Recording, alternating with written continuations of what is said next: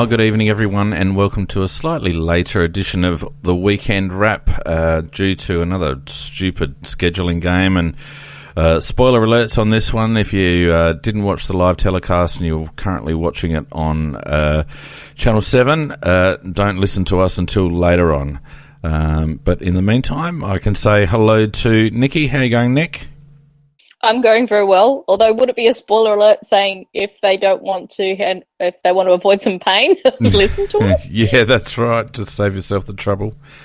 And Macca, how are you going, mate? I've just joined the I Hate Burton group. Why is that, mate?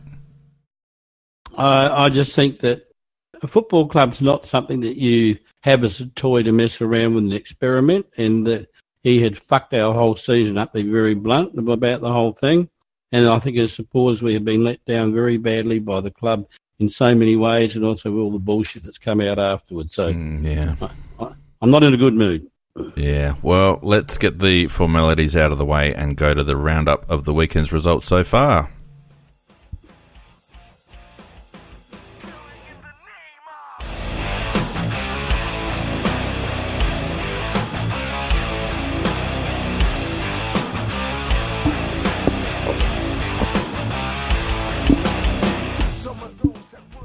Well, it's been a weekend so far of either really good close games or really terrible games. A couple of real blowouts this week, so let's zip through them.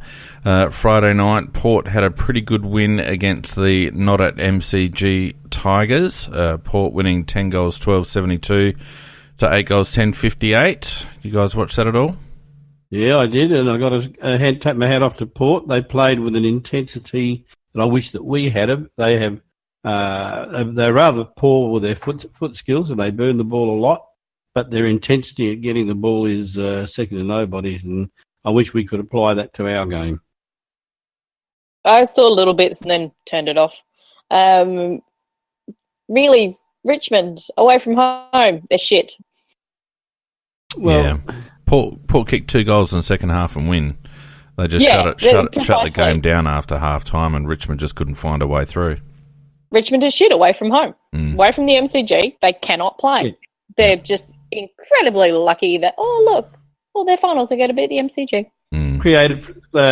Created premiers. Saturday we had Geelong getting up over North, 14-12-96 to 8 goals 11-59. The Kangaroos would be a little bit disappointed with that result, I would have thought. Well, they got Yep, bastards, I tipped them. I did too, but because I don't really rate Geelong as a genuine premiership chance, and I've got to say Gary Ablett pulled one out of the past. He played a beauty. But North Melbourne, honest team, but they're not there. Not quite there yet. Yeah, I think Geelong had a reasonably good day. I mean, they got a fair bit out of Hawkins, and we can't underestimate the influence of playing down at Cardinia Park. So I wouldn't be writing off North just yet, but you're right, probably a 6 to 8 team at the end of the day, Macca. Yeah, you're probably right. The biggest blowout of the round was the Giants getting over a very disappointing Suns, 20 goals 14, 134, 4 goals 2-26 to the Suns. The Giants starting to find a little bit of form midway through the season, and the Suns just they've had their bye, and things aren't going to get any better for Gold Coast this year, unfortunately. No, I thought they'd play a second bye because they never turned up against GWS. Yeah. The GWS gave a good exhibition of skills, and watching blokes like Kelly, lovely to watch. I mean, could you really call that a blowout, considering the Suns didn't seem to really show up? No, it was probably an eclipse.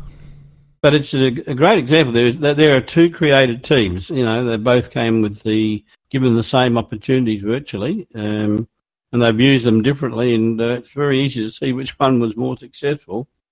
Well, certainly as it stands. And my impression is that the AFL have actually got more invested in GWS than the Suns. I don't think that they would have messed up the Giants' schedule to the same degree that they messed up Gold Coast's schedule this year. I mean, Gold Coast just can't come back from that start. It's just horrific. Yeah, anyway. It goes to show the problem. I still don't think the Gold Coast should ever have been created in the first place. I mean, the AFL, if they'd had any balls, would have said to North Melbourne, you are going up there, and they would have had an established team with an established following, and without all the pain and agony that's gone ahead with it. But they showed no balls. Yeah, well, in hindsight, North are probably thanking their lucky stars, because the Gold Coast is just a graveyard for most sporting clubs, and I think it might be a graveyard for Gold Coast if they don't pick it up over the next 2 years. Sydney also having a pretty big win against St Kilda. Sydney 19 goals 12 126 to the Saints 7 goals 13 55. I didn't see the game, but that seems to indicate that Sydney are travelling nicely at the minute. Yeah, when I watch Sydney, I always think to myself, that's the type of club I wish we were, because to me, it's very, very, once in 100 blue moons do they turn in an effort that you'd be very, very critical of. But they always seem to be giving 100% effort, and I just wish we were like them. And nothing from Nick. And then we... Didn't say it. And then today we had the Bombers 12-12-84 getting over Brisbane 8-14-62. Brisbane mounting a little bit of a fight back towards the end. But Essendon getting over the line. Not a bad win for the Bombers, actually, given Brisbane haven't been in terrible nick lately. I love watching the Bombers play, to be honest. They don't play with what I call caution, or they don't seem to have a secondary plan to put with it's got a bit of defence in it.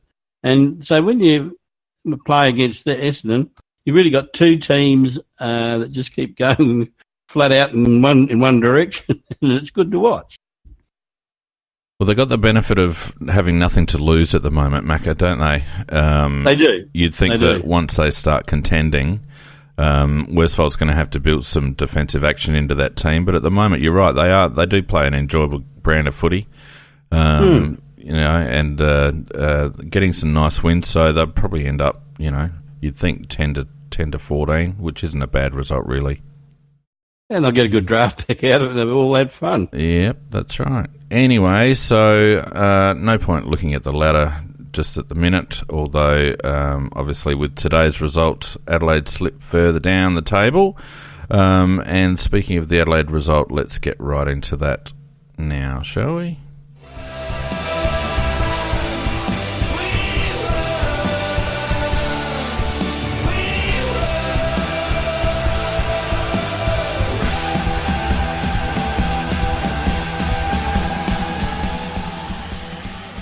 Well, we didn't run enough, did we? A disappointing result for the Adelaide Crows today or this afternoon, going down to Fremantle, 9 goals 14-68 to Adelaide. Fremantle kicking 10 goals 11-71, a 3-point margin in the end, with Miles Paholke kicking that goal on the siren. Oh, where do we start? Where do you start? I mean, there's a million things that you'd be very critical of. Structures, performances, and I won't get into the performances because I won't steal the thunder early, but you'd have to say we were beaten by a much lesser talented side who had a much bigger go at it than we did, and also I thought had a very distinct game plan as compared to ours. I think we just played more on hope than anything. I was disgusted, to be honest. Nick, what were your initial thoughts? Oh, it was such a frustrating game to watch. We should have bloody won. Why, Nicky? Well, all those shots on goal we had in that last quarter, we had control of the ball. We're good enough. Well, they didn't miss by much, Macca. We actually did have some decent performances out of player. It wasn't shit across the entire board. Bet's 2 goals 6. I know it feels like an absolute kick in the gut and we should have bloody won the game, but you also do have to give some credit where it's due because those players never ever dropped their heads. They still kept trying in spite of what was going on. in spite of some bewildering umpiring and a goal that was gifted to Fremantle as well in the first quarter. With Neil, hands in the back, so fucking blatant. It was not funny. Well, particularly after they paid one against Tex as well. That was in a bump. They didn't pay it against Tex. They paid it against Eddie. Oh, that's right. You're blocking. Right too. Yeah, because he just ran and he stood his ground. Mm. He's allowed to be front and square in a bloody as a rover. Yeah. He's allowed to be front and square. He's allowed to be there. Yeah, but you can't defend them because they were playing. What? I can defend some of those players. You can't defend them. There's some I will not defend, but there's a whole lot of them I will because they did actually give their all and they tried. The last time I looked, it was a team game and the team lost. And then they lost to a team that's playing about 8 or 9 kids who had about 14, 15 games maximum. And we can't use injuries as an excuse because if you look at the team they put out there, we should have easily beaten it. They still had some decent talent in there because, Michael Walters, although that was a bit of stupidity from him at the end and he'll miss next week. Nikki, after you've used your right hand and counted up to 5, where are you going to go after that? To what? For good players, apart from their kids. You mean like Bundy still played really well, Wilson played excellently off the back half, you still had Michael Walters going there, you had Lockie Neal, who is not a kid, he's 4. very experienced. You're up to 4.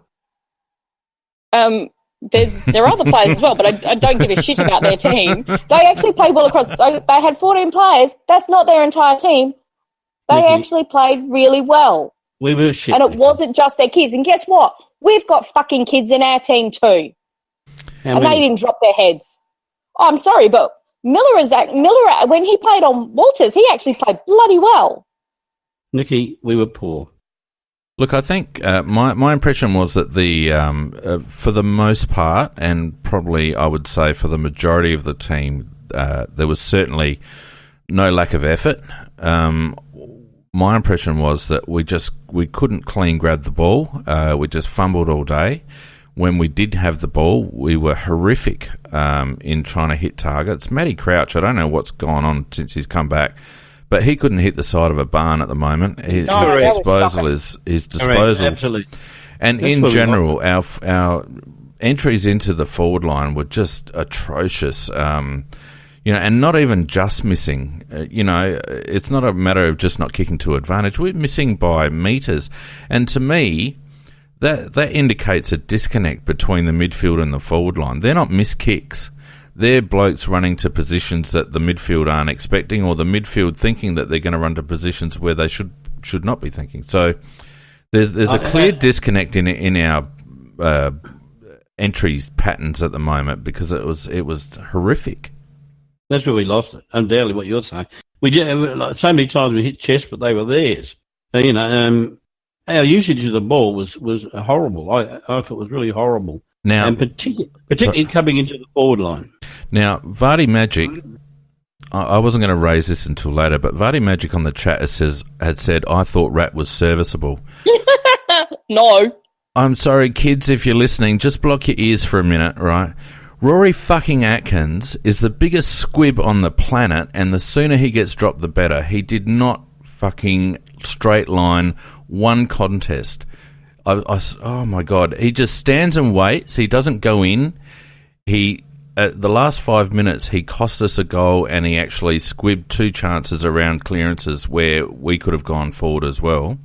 He doesn't deserve to be in the team, and it's about time he was made accountable. We left a bloke in the twos, Pat Wilson, who's been playing so well, and yes, he's not quick, but he puts in, and he's got a beautiful kick, and he deserves a shot, and blokes like Rory Atkins at the moment need to just be made accountable by the coaching staff because he was fucking terrible.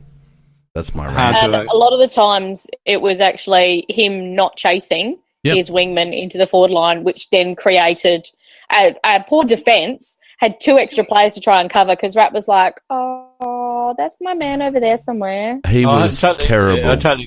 I agree with you, Nikki. That you did beat me to that particular point because it isn't just what Phoenix was saying; it's also what you were saying as well. And if you look at his numbers, you say, okay, he did this, he did that, but gee, what he didn't do is really the problem. How many times does the bloke get caught holding the ball? Like, how many times?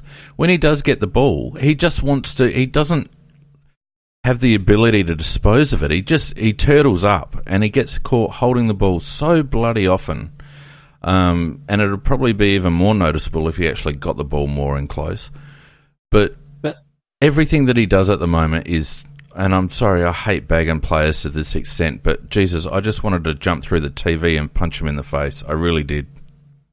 Yeah, also the other very big disappointment to me was Source. Macca, God help us. He's looking like he's finished.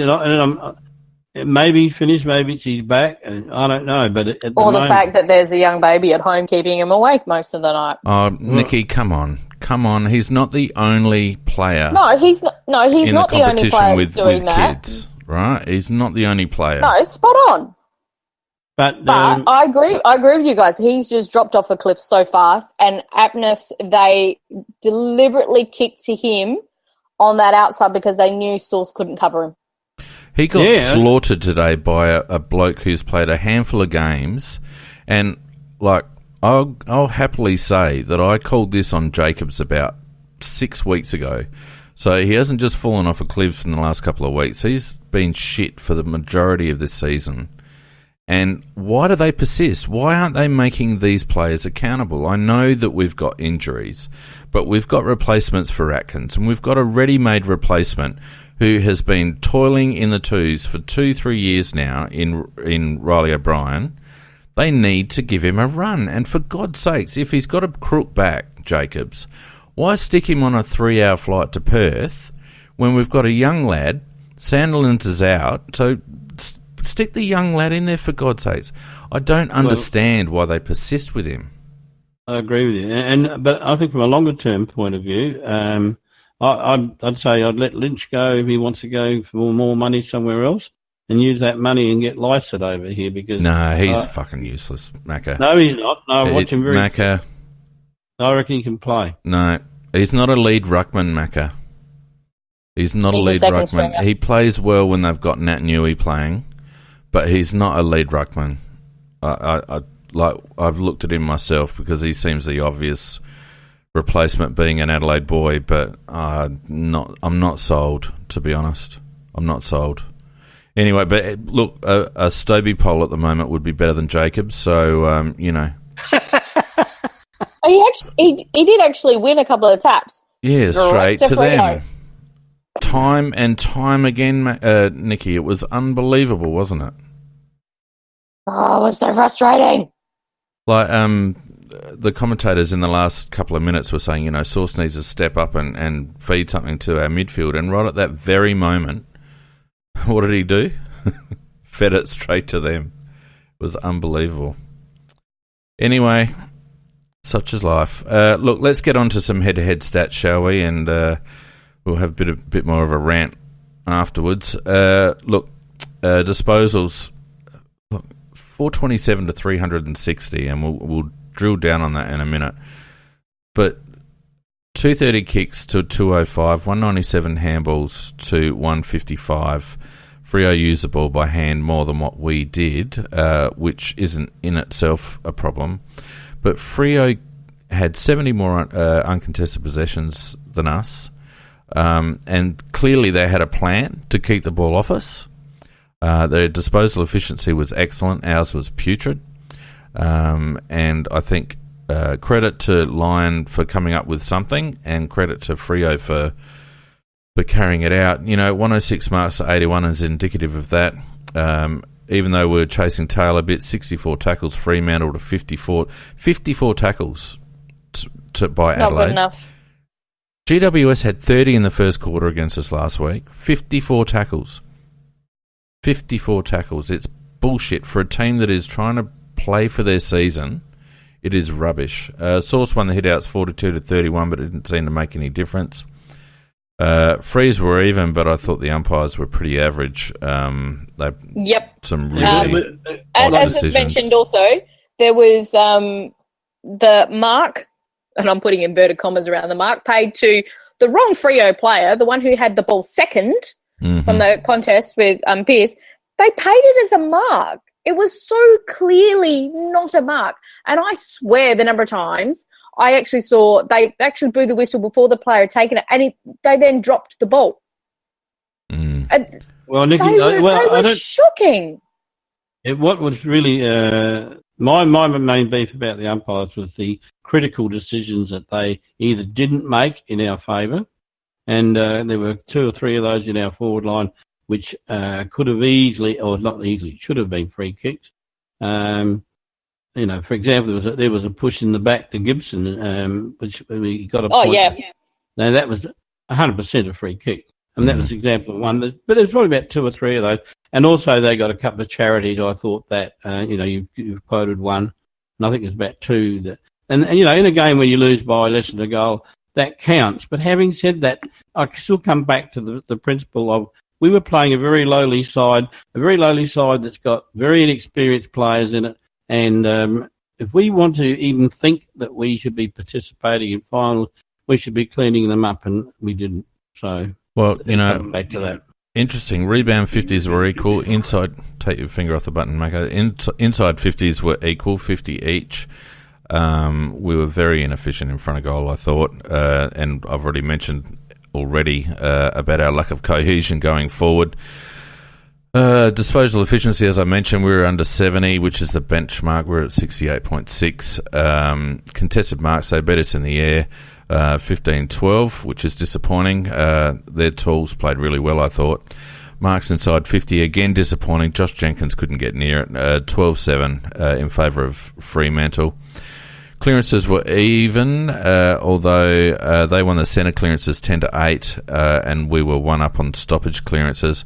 I didn't feel like our clearances were anywhere near as effective as them. It seems that other teams, when they get a clearance against us, it seems that other teams are very easily able to run away from the stoppage, whereas when we get a clearance, it seems to me that it takes us a while to clear the area. Or it's a snap, or it's just a quick kick without looking. Oh, Matt Crouch continually doing it. Because they have that one position right on the outside in the clear so that they can have a clear kick. Yeah, but Macca, it's not rocket science, is it? I mean, why is it that we are struggling so much with our stoppage positioning and our work inside at the moment? It's not for want of a couple of lads inside trying hard, although they were a bit down today, but we just seem to be out of position. We don't seem to be agile around the contest. We seem to be very flat-footed. Whereas opposition teams, and Fremantle again showed it more than once, that they were able to break open a stoppage and run out of a stoppage a lot cleaner. And had they been a more skilled side, we would have got slaughtered.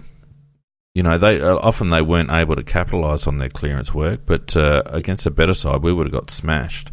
I thought Gibbs was the only one when he had the ball in a stoppage that seemed to have the time and ability to think his way through it. Yeah, he did some really nice stuff again. But he was 1 out of 1. Douglas did a couple of good things, but in terms of the whole game, I thought Gibbs stood out of that area and with very little support. Well, the thing with Douglas is that, I've been a bit critical of Richie over the season so far, but he has been putting in. But I just don't think he's actually playing enough time in the middle at the moment. I'd like to see him involved a little bit more. He seems to be out of the contest quite a bit, playing across a half-forward line or something, and it just doesn't seem to me that he's involved in enough stoppage activity around the ground, and he is putting in, and he's not a bad player when he's going all right. I just don't think he's around it enough. No, I agree with you. He's in relatively good form too. I think he's playing as well as he can, but it's a matter of how you use him. So when he has been in the middle, he hasn't gone too bad. Yeah. Look, I don't think he gets enough value for his work sometimes, Richie, but he is one of the players that I would say is putting in. Anyway, look, I mean, apart from the disposal disparity, which was just basically a difference in the manner in which the ball was moved from one end to the other, I felt really we had that game to win if we had just used the ball better going into our forward 50.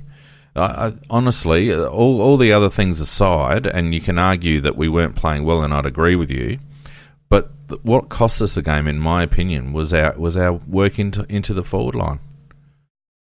Yeah, well, the entries were pretty terrible, weren't they? That was shit. But then again, the forwards didn't necessarily make very good position either. But that depends, Macca. I think sometimes the entries make the forwards look stupid. Yeah, because they were kicking to spots that we weren't there, and we don't seem to have and even in general field play, Hugh Greenwell was another that was bloody shithouse in general field work by foot. Matt Crouch was terrible by foot. We couldn't seem to hit a target. Or he would give the ball to somebody who had somebody on their hammer. All the time, Nikki. It used to drive me crazy. Anyway, we're clearly out of form. We're clearly lacking in confidence. We're clearly, in my opinion, unfit or not well. We're not running defensively at all. The best Adelaide teams are the ones that apply that frontal pressure and get up in the opposition's face. And we had a perfect opportunity today to do that with Fremantle. And, the selectors and the coach had made their statement by picking Tex, as a sign of intent that we were going over there to win the game. But it didn't seem to me as if we had that much urgency to do so. Well, PJ Crows has made the comment, no cohesion, and I think that's a very, very good point. And I thought when they chose Tex, I thought, well, he probably won't have a huge impact physically on the game, but he might mentally by organising that forward line. But no, that certainly didn't apply at all. In fact, no, actually, I'll counteract you there, Macca. I actually think he did. It's the midfield. We were making good positions for those forwards, but like Phoenix was just saying before, the midfield were then kicking it not to our advantage or kicking it direct to them, where you can actually see we had better positioning with our other forwards. I actually thought there was a bit more cohesion actually in our forward line this time. We seem to have a bit more room in the forward line this week. I reckon that's Tex actually directing that. And even the defensive run is not coming from the majority of the midfield. It's coming, our forwards do follow up, which is why we then get caught out, because they've had to follow up and chase down their players, and they're doing that. When we then get the ball, we've got to stop and chip and chip and chip because we've got to get back so far. I mean, Macca and Nikki, you guys know that when you're kicking into the forward line or you're kicking even in general field play, you kick to grass. You don't kick to a player on his head. And at the moment, we don't seem to be kicking to grass. We're not kicking to the space and letting the forward line run on. We're kicking it on top of him, and he's got to stop, prop, wrestle, and by that stage, you've lost all your momentum, and it's very easily countered. Well, we don't seem to... I mean, this is basic stuff, and I don't understand why we can't do it. Yeah, I did think, though, that they used a very, very deep press, Fremantle, which is why when they cleared the ball, they were often kicking to open space and into their forward line and running onto the ball. Well, see, Macca, we were also pressing very high, and I was going to get to that. Sorry, mate, I cut you off. Keep going. No, well, actually, you're right. There were two high presses, but we had ours up very high, and they had theirs up very high, but they also had a couple in there deep. No, I think they were trying to plug the hole. So you're saying kicking to the space, and that's what you're supposed to do. But I think that they blocked a lot of the spaces where to run to. No, you go and watch it again. You go and watch it again, Mac, because... we kicked horrendously. Beg pardon? We kicked horrendously to our forwards. Our forwards were making some really good movement. I mean, and occasionally we would kick correctly to them. I mean, the one that Jenkins actually got on the lead, there was some great forward play there. There was a really clever block by Darcy. Jenkins actually, that was, I think, his second, possibly his third lead, and it was a beautiful, beautiful pass to him out in front. And I like actually what Jenkins does, that he will do that little slow two-step and then break away again. So it just halts the defender up. He's turned into a really clever forward, and we did not utilise him as well as we could have because of poor kicking from midfield and some of our defenders into the forward line. Well, hang on, Nick. I would say that he's turned into a good average forward,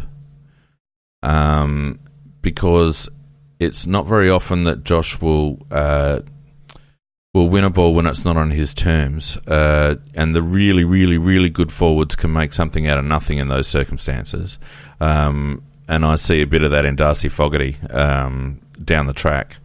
But Josh is playing well enough, and you're right, we didn't utilise him enough. But I don't want you to get carried away and all of a sudden say that Josh is a great forward, because he's not. He's just serviceable. No, he's turned into a good one. He's turned into exactly what we wanted him to be. He's a lot more physical. He got a hell of a hit. He hurt his shoulder in that second quarter. I'm sorry.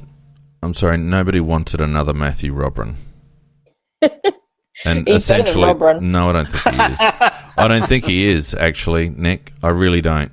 Robin was a lot more up and down. You had some very, very, very quiet games. Josh is consistent.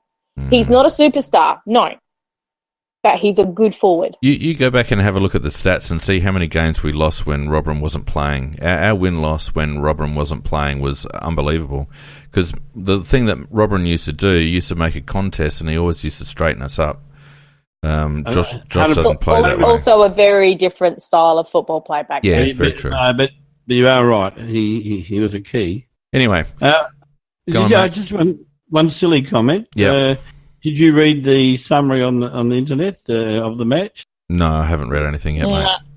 Well, most peculiar headbutt I've ever seen in my life. They said Walters got reported for headbutting Dodo. Headbutting with his fist. I know. Well, he didn't headbutt Dodo. He gut punched Kelly. Oh, no. He must have, because the 50 was a high against him. So it was that he punched Kelly, and then the 50 was paid for a high that Walters did to Dodo. So that must have been the headbutt. So he hasn't been reported for the punch yet. He's going to get 2 reports. Well, he has to go for the gut punch. He'll get a week for the gut punch. And now that there's a headbutt, and that is not good.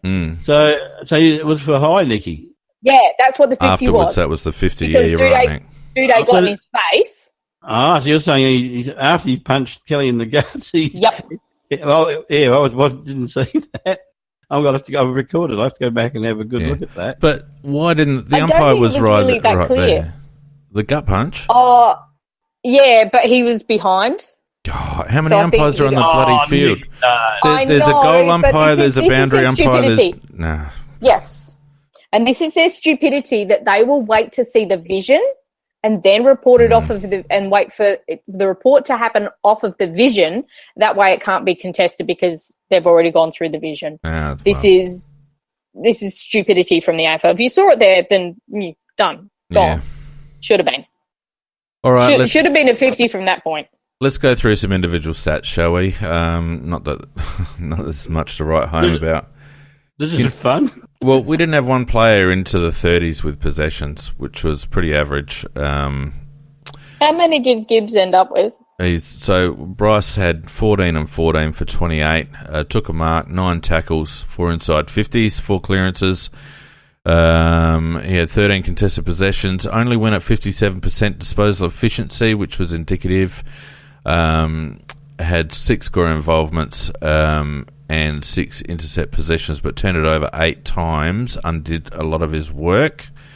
And what's noticeable with all of our midfielders at the moment is that their time on ground numbers are up. 80% on time on ground for Gibbsy. And he actually spent a considerable amount of time on the bench with in the third quarter quite a hit. Yeah, he got in the back of the ribs. But you got to add 9 tackles in there as well. I thought Gibbs was easily our best player, and of his disposals, a lot of those he was surrounded by 3 or 4 of the opposition as well. So I thought Gibbs did a pretty good effort, and if everybody had played as well as Gibbs, we wouldn't have lost. Yeah, I think at one stage, he had 5 score involvements or something. Yep. Yeah, he needed to get a bit more involved in those last 10 minutes, I thought.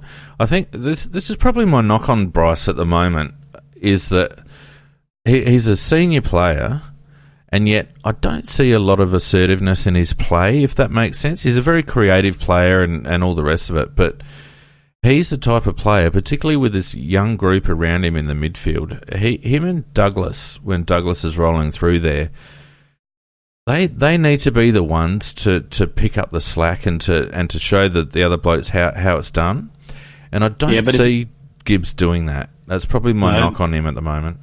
But in fairness to Bryce is he's meant to be the second string in the orchestra, in the sense that you need the Sloan and the Brad Crouch doing the hard work and Bryce being on the receiving end. At the moment, Bryce is doing a lot of the work that he's supposed to be receiving. He's doing the doing rather than the receiving. And, but Macca, you're a senior player. I mean, yes, he's a second string to Sloan and that, but Sloan's not there.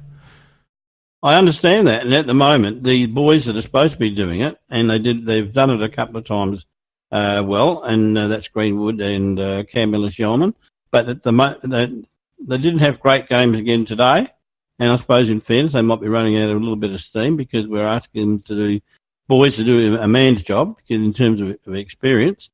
But I'm not going to be critical of Bryce, because I just think that you can't expect one man to carry it all on his shoulders when that's not what I'm saying, Macca. What I'm saying is there are points in the game, and the last quarter, halfway through the last quarter, there's a moment in the game where senior players have to stand up, and it's something that we've lacked. We've lacked it in big games for a long time. Sloan has dropped off in that regard over the last 12 to 18 months with his issues with the tag. Tex can do it occasionally with a bomb, but I thought Tex missed a golden opportunity when he took that mark and dished it off to McKay. Tex just needed to go back from 55 and put that through. He did. No, I 100% agree with that. And Bryce is another one. Bryce is the type of guy, he's got enough games under his belt. He costs us a lot of money, a lot of draft picks. He needs, in big moments, he needs to assert himself and actually understand that he's a senior player, and he needs to take control. And we don't have many of those players at the moment, and it shows in big moments. Anyway, I don't think we've got any at the moment. Well, aside from Tex, really not. Anyway. Matty Crouch, 11 and 14 for 25 touches, 2 marks, 3 inside 50s, 3 clearances, only 6 contested possessions, 19 uncontested possessions, went at 72%, which absolutely astounds me. A little short pass at 15 metres.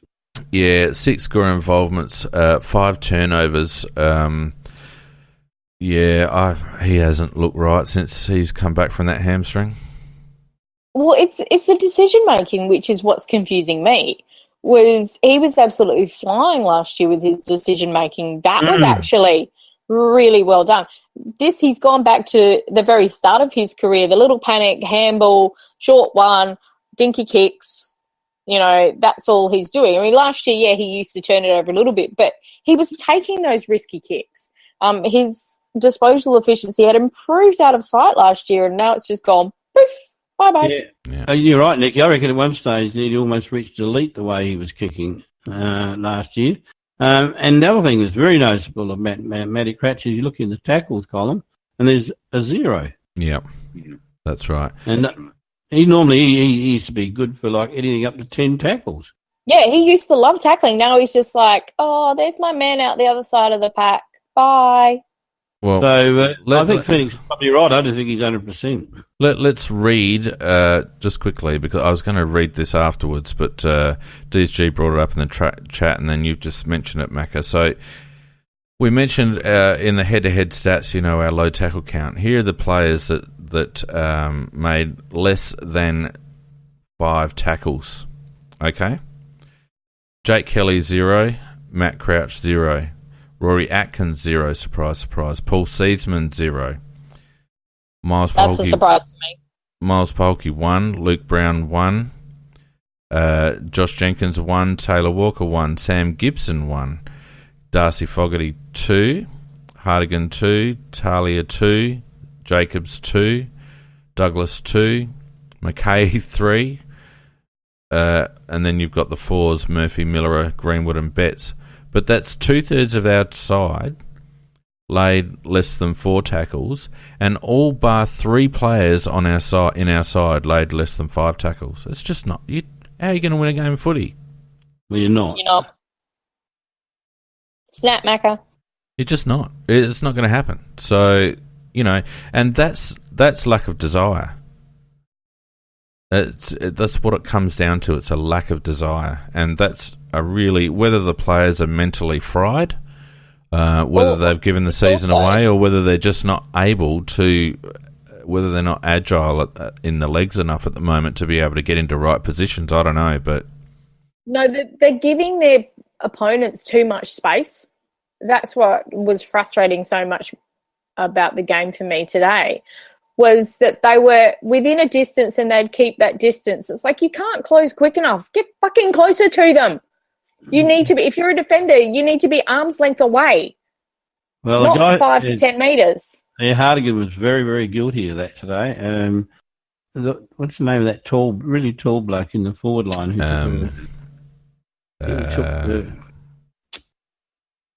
Not Cox? Nah, the other guy. Yeah, I think what's his name? Cox. Is it Cox? I think it was. And he was supposed to. Yeah, when he was up forward, that's the one. And when he was up forward, he was supposed to be minded by Hardigan, but he was taking those marks unopposed. Yeah, well, the one that he took towards the end there was Jake Kelly was the one that put the worst spoil on I could ever imagine. Well, didn't put a spoil on. Well, he didn't even put any body on the guy. It just, God, this is all basic stuff. Anyway, let's continue. Seed had 24 touches, 11 and 13, 4 marks, 0 tackles, as we mentioned, 4 inside 50s, 2 clearances, 8 contested, went at 75%, 4 score involvements, 6 intercept possessions. Macca, I actually had Seed as our best player today, despite the fact that he still doesn't look right. I would have him right up there, but I still had Gibbsy best. No, I'm going with Phoenix because when we were able to get the ball into his hands, and he did keep trying and working, what I noticed the past couple of weeks is teams are so much very, very aware of stopping him. Yeah, stop us.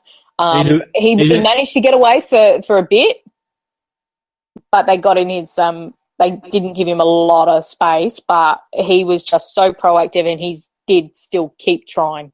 There's no doubt. Despite the lack of tackles, which surprised the hell out of me. No, but that's not his game. He's our best attacking weapon. There's no doubt about that. And I thought he did have a pretty good game, but overall, I still gave it to Price. But Seed's very high up.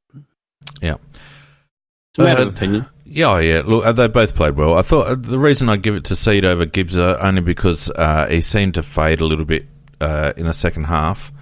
And as I mentioned before, I just wish he'd stand up in big moments.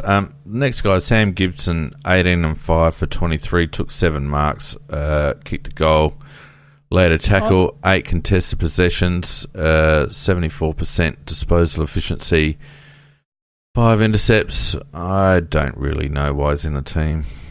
He was playing Lairdy's role, and I liked what we were getting from him in those respects. He was creating a lot of run off of that half-back line.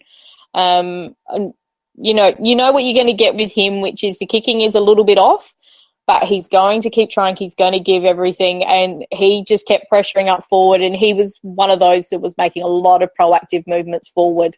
I'm with you, Nicky. I agree with that. I just think there's a reason that North were playing him as a lockdown defensive midfielder. I don't see a lot. That's a knock on his kicking. Well, yeah, but I think it's also a knock on his general. Yeah, but that was only his last year. Only that in his last year there. Before that, he was always playing out in the open.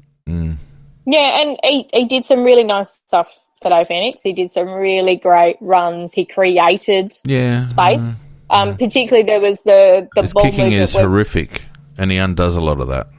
Well, it wasn't as horrific as Betts with, 1 goal?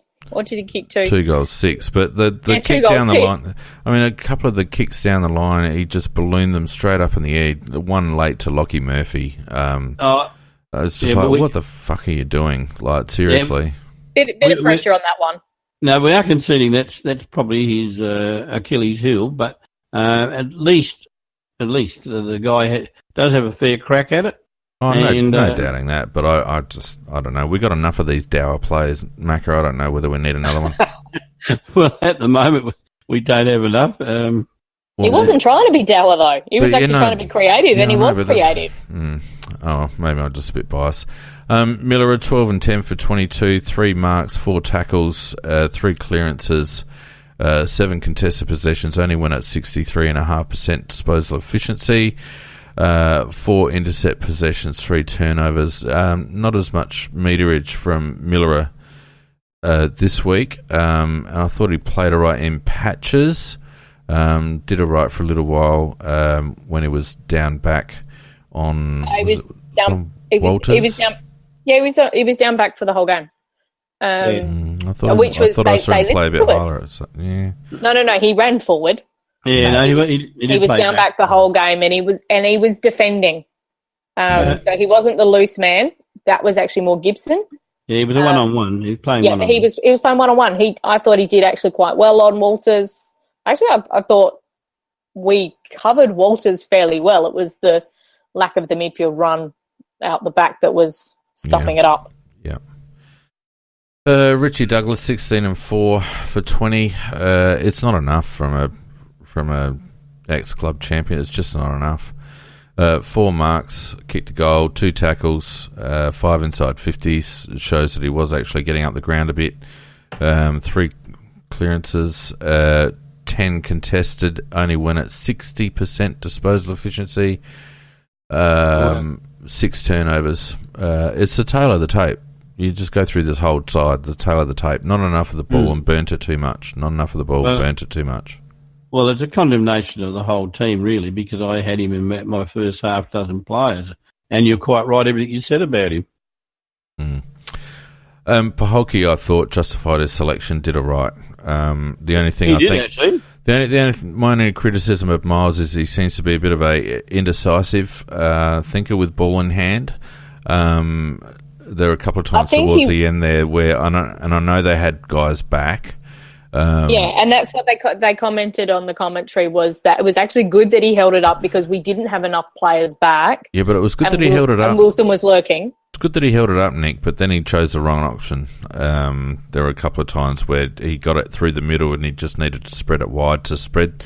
That's what you do when you're coming in. If they've got a bloke sitting back there, you want to go sideways to spread the defence, and unfortunately what we were doing was just waiting and then bombing. We needed to kick wide to spread defence and open up some holes for Tex and Josh to run into. So, but he'll learn, and I thought, as I said, I thought he justified his selection today. Yeah, he's got an amazing set of hands. Very good overhead for his size. Yeah, excellent. Took 7 marks.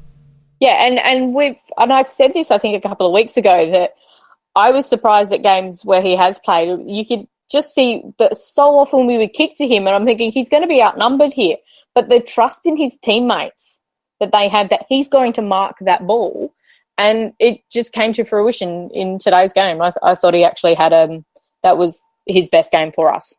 Yeah, I thought at least he's got excuse in the sense of being young and inexperienced, and as you said about the way we use the ball, Phoenix, a lot of the others have got no excuse. No, that's exactly right. Tom today, 17 touches, 6 marks, 5 tackles, 3 inside 50s, 4 rebound 50s, 5 contested, win at 82% disposal efficiency, a couple of contested marks, 2 score involvements, 5 intercept possessions. I had him in my top 3, actually. I thought it was a really good game. You missed something out, Phoenix. I don't know. You missed the rundown that sealed That rundown on Walters. Well, that was just, I hadn't missed it. I just hadn't got to it yet. Jesus. I think that should have been the start. Read his freaking stats. That sealed the rising star, I think, for him. Seriously. That was immense. I'd say it's should get the tackle of the season too, because he really should never have caught him, but he did. It was outstanding. Well, and the thing that made it, notwithstanding, it was Wilson, wasn't it, that he brought down? So Wilson's Walters. Walters that he brought down. So he's not slow. But Tom kind of went to chase, and then you could almost see him go, and then he thought, oh, okay. And so he actually lost a bit of momentum early on in that chase, and then he just put in the big ones and pulled him down. It was a brilliant rundown tackle. He made him run too far, because he was actually called for the too far. But yeah, that's right. But tell me this: that should have inspired the team. That was an inspirational act from Tom. And yet, we didn't gain any momentum out of it. I can't argue with you, because that's true. I mean, it should have been an absolutely team-lifting effort, that particular incident. And tell me, Macca, who got around him? Nobody. Who got around him? That's what I noticed. Because we turned the ball over and we had to spread. No, that's why they didn't get around him. No, but still, there was plenty of time. No, there was no players near him. There was one deep. Everybody else was still up. Nikki. And they had to stay up because he was going to kick the ball. Nikki, I watched him for the next 5 or 10 minutes, right? And when they don't have the camera on him the entire time, so you wouldn't know. Hang on. All right. You won't win. Would you know, Nikki? Would you know? No, I don't know, but you won't know either, because the camera wouldn't have been on him the entire time. But were you actually taking any notice of it? Because I was. No, because I was watching the play. So I've got a better idea of what was going on than you, because I was actually taking notice of it. And what I noticed... the camera is not on him for that entire time you're talking about. Of course not. But Nikki, do you think we're playing with team spirit at the moment? You're making an assumption. No, I'm not making an assumption. I'm telling you what I saw. Okay? And what I saw was no one getting around him to give him a rub on the head or a pat on the bum. And it's indicative of a team that's not playing with any team cohesion or spirit at the moment. And you can argue with me until you're blue in the face, but there's so... You're wrong. And she will. How the fuck am I wrong, honestly? Because you can't making an assumption that never happened. You can't definitively say that I'm wrong. No, you can say your opinion is... say that it did happen. In your opinion... Or it didn't happen. All right, you can't definitely say one or the other. So we're playing with team cohesion at the moment, are we, Nick? No, I don't think we are, but you cannot and that's indicative of that. Nikki, I was watching and I didn't see it happen. Did you see anyone go up... Again, Macca, was the camera following Duday for those entire 5 minutes or 10 minutes that Phoenix is talking about? No, the camera is following play that is going around. You can't know if it didn't happen when he was down in the back lines once the ball had actually gone forward or once the ball's gone to the middle. You can't know because the camera was not on him the entire time. You didn't have a Duday watch. Well, of course. I don't think it probably did happen, but you cannot definitively say that it didn't. Well, just like I can't definitively say that it did. Well, of course, I'm not going to swear anymore, because of course the camera wasn't on him for that entire time. Of course, Nikki. But it was on that area for a lot of the time because the ball came back, right? So it was on him he was in the play for a lot of the time. And at no stage... there's play going on. You don't stop play to go, oh, well done, mate. Whilst my player runs away. That's stupid. I'm not an idiot, Nick, all right? Anyway, trying to make a point that the team aren't playing with cohesion. If you want to argue that, go right ahead. But it's... I'm not arguing that. Well, that's the point. So let's not argue semantics. Can't make it a definitive. All right, you get it. It's just an opinion. Yep, okay, good. David McKay was useless. Daniel Talia was... No, I'm not even fucking laughing, Nick, because that's just semantics and it's a waste of breath, okay? The point is that the team are playing like a bunch of individuals without any team spirit whatsoever. Okay, and if you want to spend 5 minutes talking about semantics, then we'll have a semantics podcast. Okay, this is a football podcast. Okay, we don't need to pull everyone up on bloody 1% things. Josh Jenkins tried hard. Luke Brown unfortunately got injured. Looks like he might be out for a week or two. Eddie Betts was wasteful in front of goal. I thought he tried hard, and obviously someone's told him to stay down because there was a couple of times where he probably would have flown in recent weeks, but he didn't fly this time. Jake Kelly, I thought, was useless. Just on Eddie, he probably missed at least 3 goals. That one off the left that he sidestepped, he should have eaten that for breakfast. Yeah, it just missed. I actually missed by a fair way, Nick. It did about mid-points, Nicky. Yeah, he tried to kick it across his foot, and where he just could have basically dropped a left foot and drop punt through. There was another one that was a poster, though, wasn't there? There was a poster. That was late in the game. 2 goals, 6 from Ed, not good enough. Jake Kelly looks cooked. He's not playing with much confidence at the moment. Out of form. He's definitely out of form. Yeah. Rory Atkins, I've already burnt him to a crisp, so less said about him, the better. He shits me. Huey Greenwood had an off game, I thought. 6 and 8 for 14. 4 tackles, though, which is his go. The one thing about Huey Greenwood today, I thought he was hanging onto the ball longer than normal. Normally his hands are like lightning, but I just thought he just hung on that little bit too often today. Yeah, well, between him and Yeoman, we only take your finger off the button, Macca. I haven't got my finger. I'm not using the button. There's some feedback going on. Wasn't me. So between Greenwood and Yeoman, we only got about 250 metres gained out of the two of them for the match. No, and it seems to have coincided with Matty Crouch coming back into the side. The last couple of weeks, both Hugh and Ellis Yeoman have dropped off a little bit in their efficiency, their numbers. Spending a lot more time up forward, I think, the pair of them. Yeah, I don't know. And it's interesting because Crouchy's not getting much inside.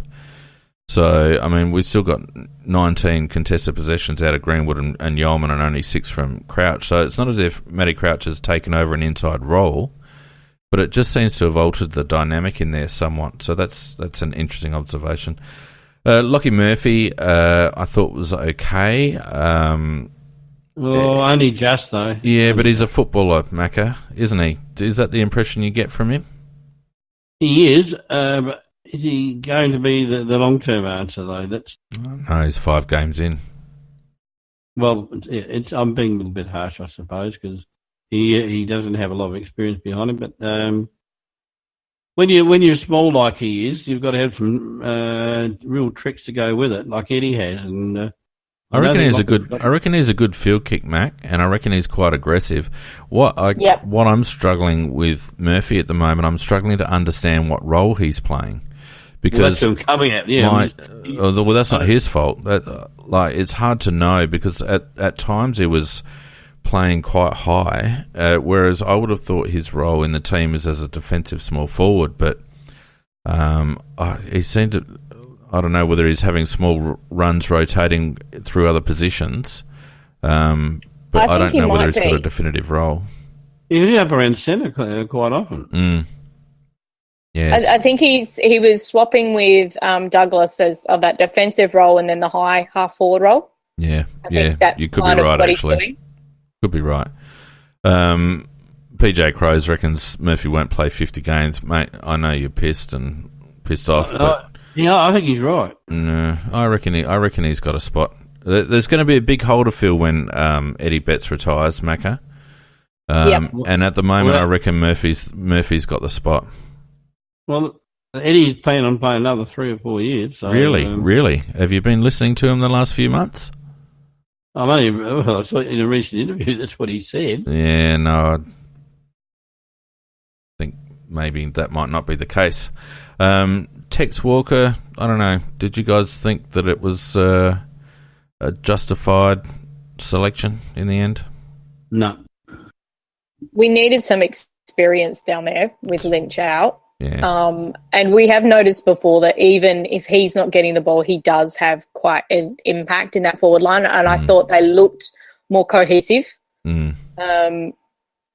But hopefully next week he'll be better for the run. I think that's a really solid observation, Nikki, that he did straighten us up. He did. Our forward line, I felt, looked more workable. There seemed to be more gaps, and it was the midfield that were letting him down. But in terms of his own output, I think he'd be disappointed. Only 6 and 5 for 11, 4 marks, kicked only 1 goal, 2. As I said, really squibbed an opportunity late when he took a mark at probably 55 and wanted to dish. He had to have a go. He had to have a kick. He had to. I think he might have possibly been trying, get it done quicker because McKay running past called for it and it was just that snap thing. But I agree with you guys. He should have gone back and kicked it. If you go back through history and have a look at David McKay's running shots at goal, I think you'd find he'd be lucky if he landed 3 out of 10. All miss right, don't they, Macca?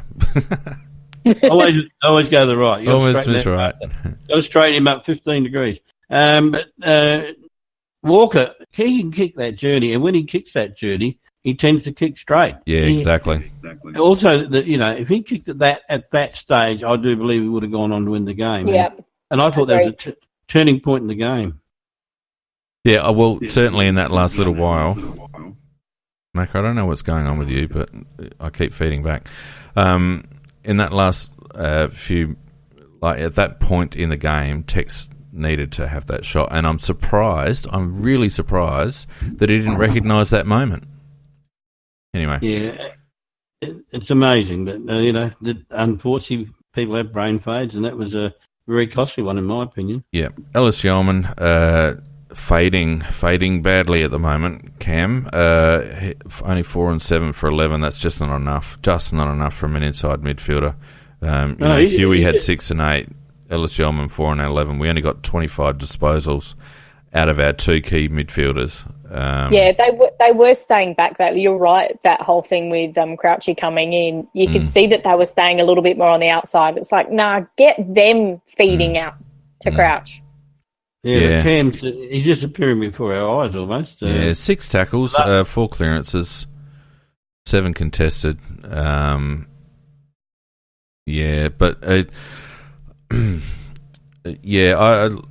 I think he's tired. Let's not forget he's coming back off an ACL.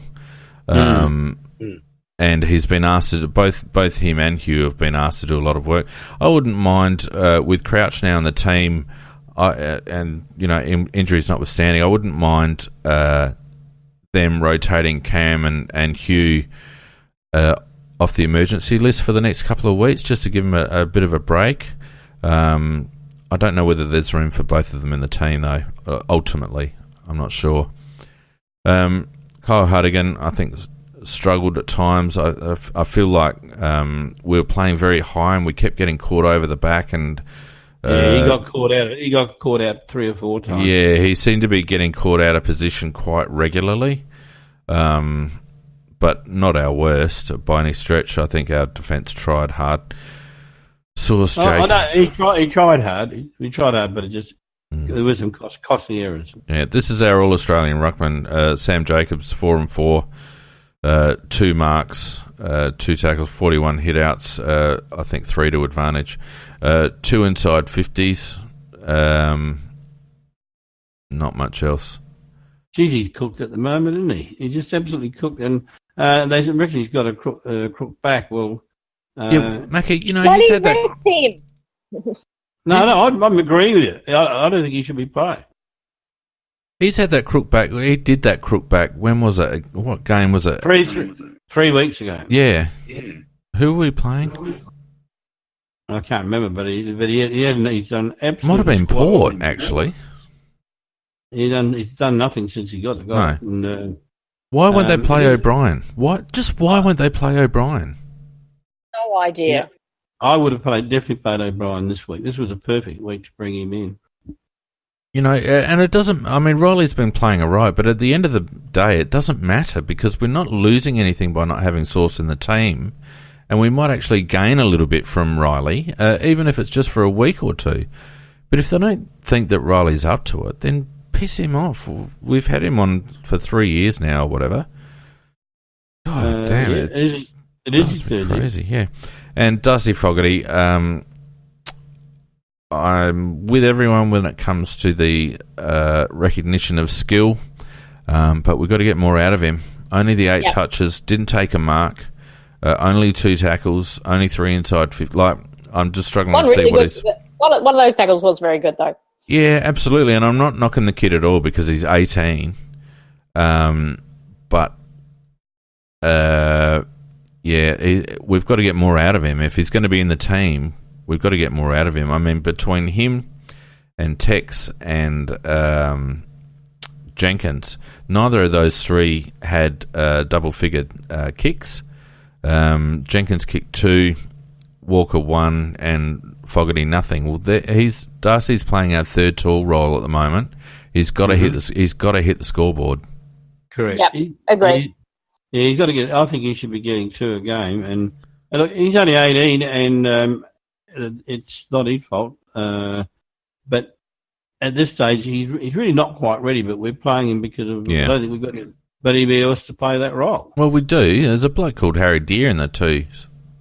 Well, he had knee soreness. He didn't play. Yeah, that's this week. That's this week, but he hasn't previously.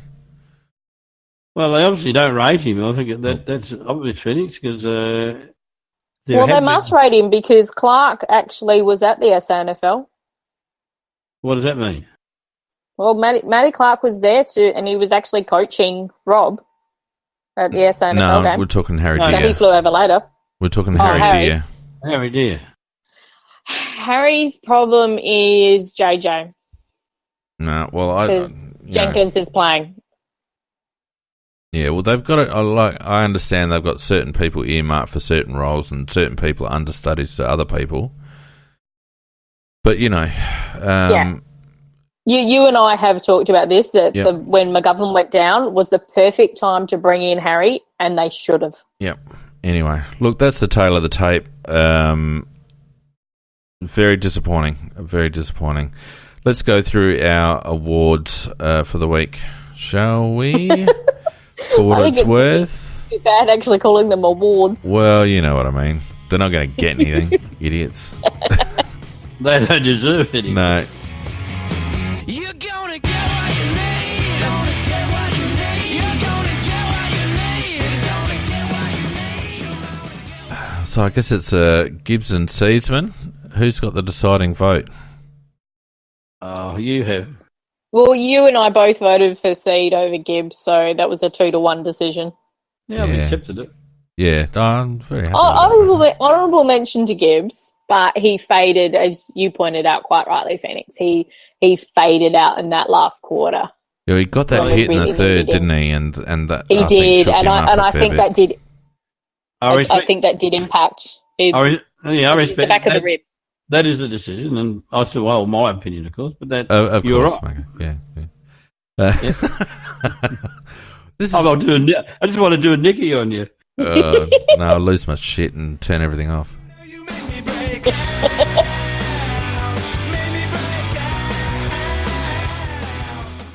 I don't know whether we had any. I mean, Tom Duday is the obvious for this award. And I think Miles Duday with an honourable mention to Miles. Yeah, I think so, Nicky. You got something right for the night. That's only your opinion, Macca. You can't say that definitively. Yeah, it's just your opinion. I've just been belted by Mrs. Macca for saying that too. Love you, Mrs. Macca. He knows I wanted to stir the shit out of you, Nicky. There's a lot of candidates for this next one.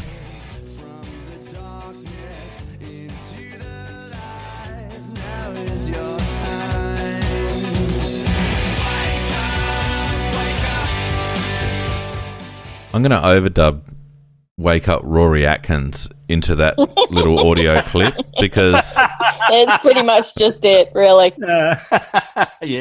I know there's others, and we have talked about Sauce quite a bit, but Rat was just putrid today. Yeah. Well, Rory Atkins, he speaks for himself. Yeah, the one thing I'll say about David McKay is, and it's not an excuse and it's no reason to have him in the team, but I think David McKay tries. He has courage. Yeah. Rory Atkins, for whatever reason, he just does not go when he has to go. I remember distinctly, with about 2 minutes left, there was 2 minutes left in the game. There was a throw in on the close wing on the the camera side wing. And Sauce's actually got a tap and hit it to his left, so towards our goal. And Rory Atkins was there, and all he had to do was run forward and meet the ball. And he had two players flanking him on the outside that he could have dished to, and we would have had a forward 50 entry at a very critical time in the game. Now, Rory Atkins stood there, waited for the ball to come to him. In the meantime, Freo guys have run back towards him. Rory Atkins has placed a nice little deposit in his shorts while the Freo guys have taken the ball away from him and run off. And it was indicative of the way Atkins has been playing for this entire season and probably for the best part of his career. He did, these are fundamental things. You missed a fabulous thing in the first quarter where we had this breakdown on that same a break down on that same wing. Beautiful handball to him. He's taken off, and then all of a sudden he stops and turns around because he's just left the ball behind. Yeah. I don't know how he managed to leave the ball behind. Yeah, probably think I want to get out of here so I don't get hurt. Yeah, well, he was in the clear backer. I don't know how he left the ball behind. I understand that the selection panel is a bit hamstrung at the moment because of our injury situation. But for God's sake, there are certain times where you've just got to make a guy accountable, and Rory Atkins needs to be held accountable because he's not playing to an AFL standard. And if they're sitting around in their little collective minds leading teams bloody group 360-degree review peer crap, then surely there's 20-odd players telling him that he's not pulling his weight and playing the way that they want to play. Surely. Yeah, I'd rather see a bloke like Gallucci play because, and I know that at this stage, he's not going to have the greatest impact on games and that because he's still a young bloke, but he's got pace, which we are a slow side, and he certainly has got a bit of courage.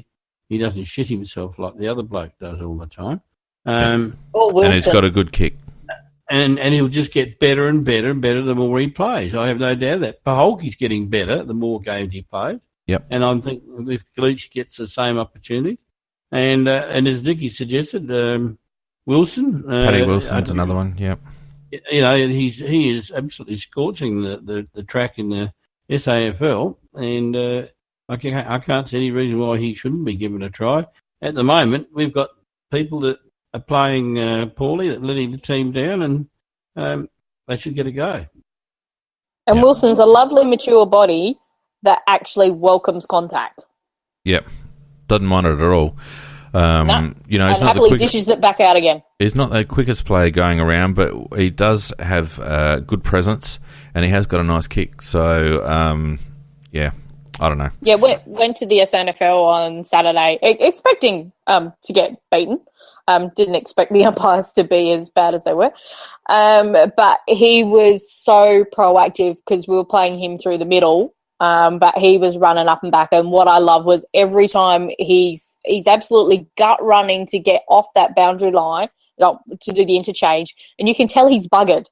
He's run himself into the ground whilst he's out there, but he's still sprinting to get off like he should do. It's exactly what you want to see in a player. Yeah. Yep. And the knock from, if certain sources are to believe that the knock is that he hasn't been working hard, well, he's certainly been working hard in the last 4 to 6 weeks, so I think he deserves a run, and I would hate for him to be, cast aside, and his naming as an emergency maybe is a sign that the selection panel listens to CrowCast, and B, that maybe he's turned a bit of a corner. Anyway, that's it, I reckon. Done it to death. What do you guys reckon? Yep, and we got the Cockwomble. Oh, crap. Hang on. Just talk amongst yourselves for a minute while I find the Cockwomble music. All right. Well, we could say that there's a blanket thing on our coaching staff, team, etc.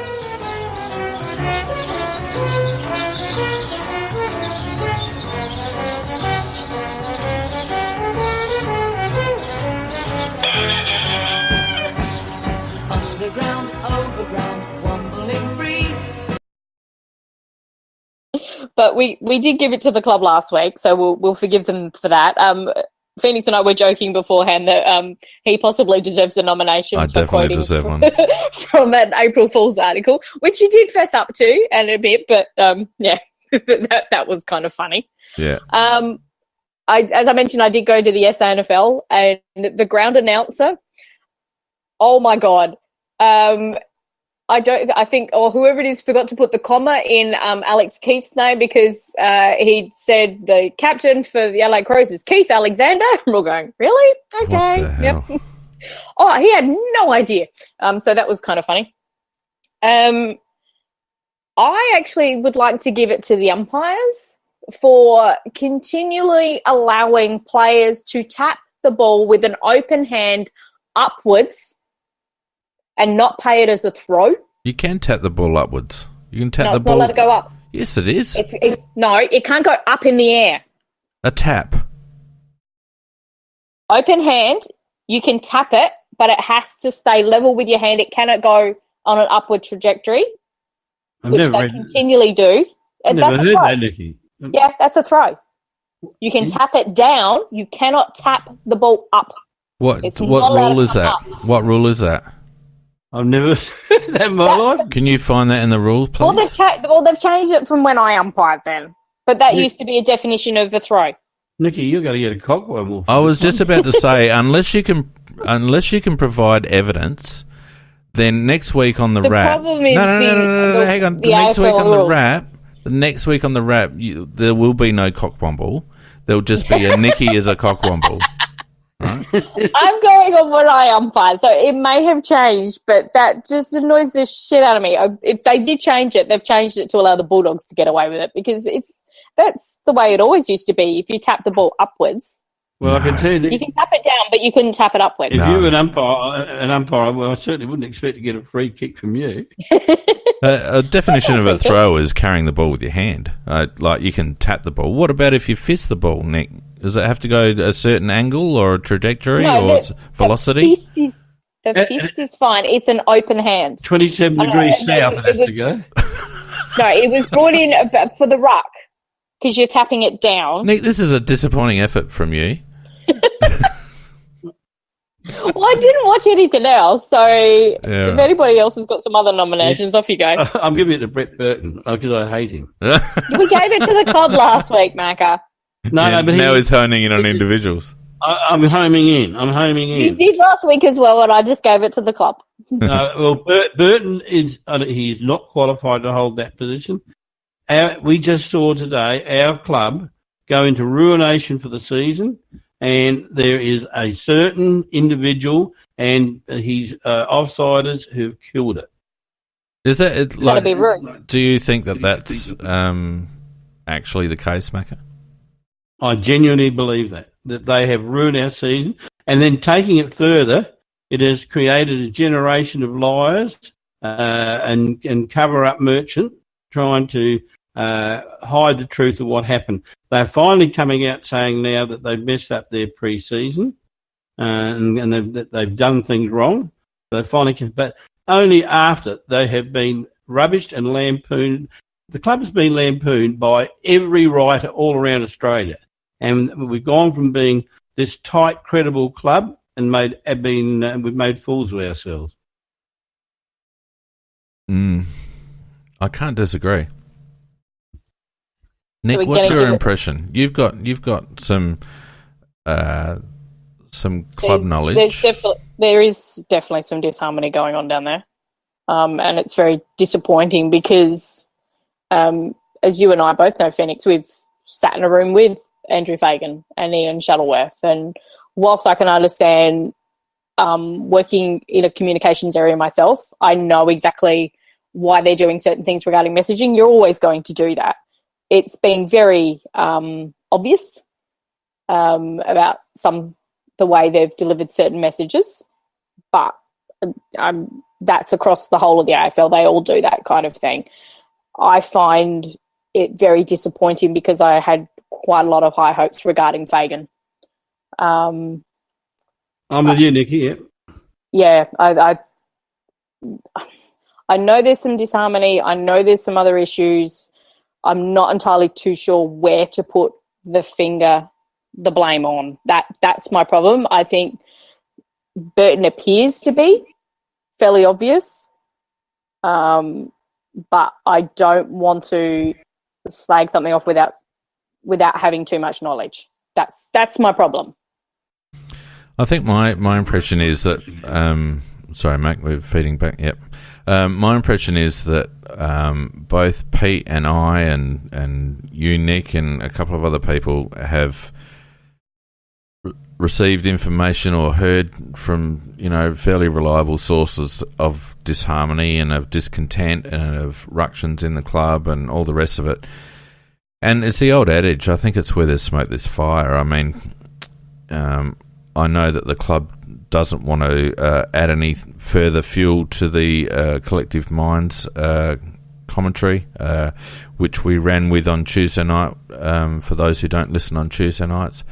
They don't want to add to that. I'm sure they just want to move on and, put it to bed.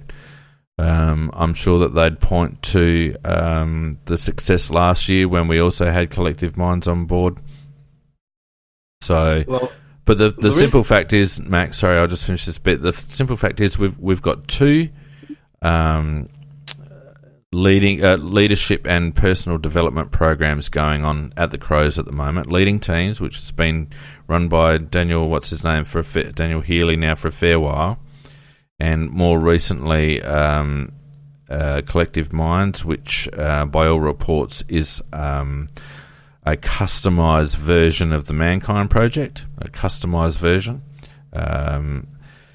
and run by non-psychology people. And I understand it's not supposed to be a psychology-based course, but certainly some of the practices by that mob are questionable at best. So why we need to have two programs running that run independently, and why, as a consequence, we appear to have so much disharmony and disconnect amongst the group at the moment. I don't know. It seems to be a bit counterproductive, if you ask me.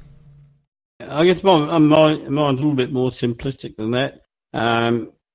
The assets of the football club primarily are its players. Everything else springs from that. If you've got the right players and you get the right performances and the right results, everything else in the club will run smoothly from there on in with reasonable people in the management roles.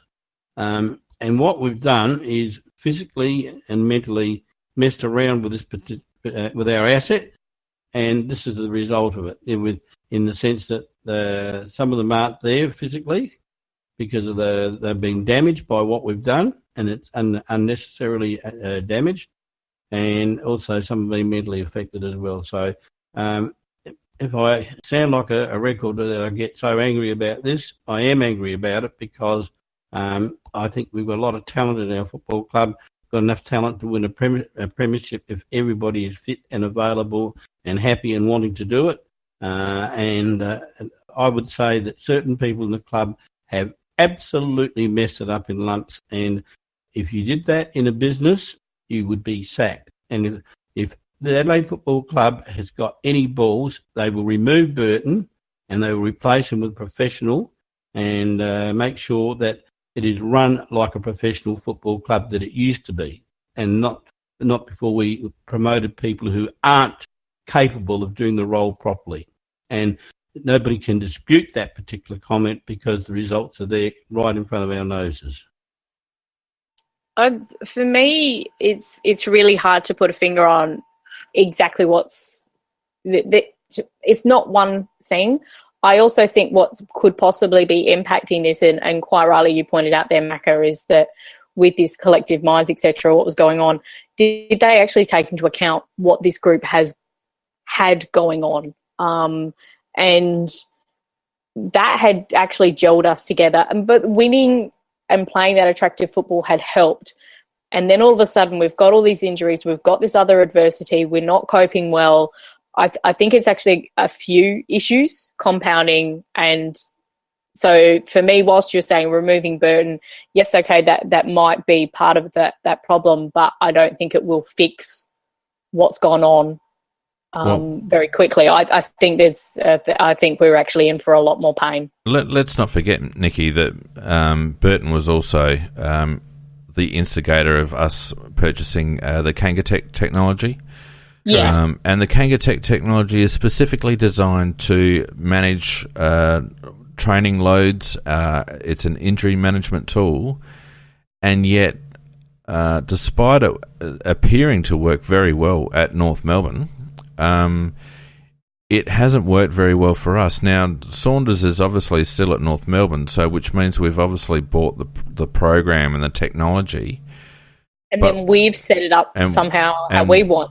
We actually had our own bespoke injury management, I think, within the club. That was working. Well, Nick Poulos has since gone on and made quite a name for himself in that space. We had him. Correct. We had him at the club, there. And then we chose to demote him by bringing Burton into the club. I don't want to go on about this too much longer because we did cover it fairly extensively on Tuesday night. But I think, for me, I've been thinking about this a little bit longer, and I think that there might be some structural problems at the Crows in regards to who's doing what. Because I know that Andrew Fagan is very, very focused on growing the club from a revenue base, which is commendable, and I think he's doing a good job in that space. But at the end of the day, the GM footy ops and the Smarty, the operations manager, and a couple of others report through to him. And I don't know whether that's whether those reports are working, because I don't see any accountability from Burton, really. And we all know, Mac, that we don't know. Sorry, Nikki, we don't know because we didn't see all the footage. But it's reasonable to assume that part of the reason that Birdman was employed initially was because of his relationship with Rashudo, because the only two clubs that were interested in Burton when he left Brisbane were Melbourne, where Goody was, and Adelaide, where Rashudo was. So it's a fairly safe assumption to make. And is Rashudo and, more to the point, Fagan, going to have the nuts to call Burton out and make him accountable? Well, that's what I'm getting at. Anyway. Yeah, I'm with you on that. I think there needs to be a much closer eye, and there could well be happening at the moment. Could be, we don't know. Yeah, and that's where I was getting at before with the semantics. So we're making sure we're treading that fine line, but from what it looks like from the outside, it's exceedingly disappointing, and I think there's a lot more pain awaiting us as fans of this club. Yeah, well, I think it depends on how quickly blokes man up in that administration. But anyway, look, we've gone on for a long time, guys. Thank you very much to the people in the chat. Whoops, that's a bit loud. People in the chat. Thank you, Macca. Thank you, Nikki. Don't forget AFL CrowCast on Facebook and Twitter, aflcrowcast.com, and we'll see you on Tuesday Night Live at 8:30 Adelaide time. Good night, all. Night, all. Yeah, night, all.